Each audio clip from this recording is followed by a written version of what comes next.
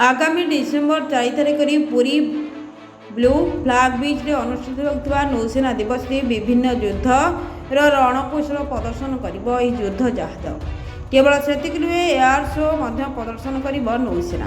तेज यह स्वतंत्र कार्यक्रम को देखापी उत्साहित रही पुरी बासिंदा और पर्यटकों मध्य। पुरी समुद्र में 8टी युद्ध जहाज अच्छी पहुंची बेले पर्यायक्रमे 25टी युद्ध जहाज 40टी एयरक्राफ्ट 8टी युद्ध टैंक हेलिकॉप्टर प्यारचूट मार्केस कमांड यह स्वतंत्र नौसेना दिवस में सामिल होई नौबाहिनी निजर परिक्रमा प्रदर्शन करेंगे।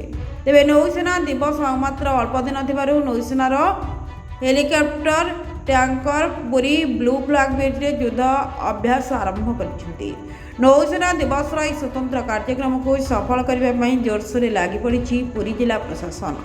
वीआईपी मानक बसवा व्यवस्था राष्ट्रपति स्वतंत्र व्यवस्था सहित सुरक्षा को किभली कड़ाकड़ी कर जिला प्रशासन पक्षर व्यापक पदक्षेप नि तेज सब प्रस्तुतिर आज ब्लू फ्लैग बीच आसी अनुधान कर पूर्त विभाग सचिव वीर विक्रम यादव और पुरी जिलापाल सिद्धाशंकर स्वाही।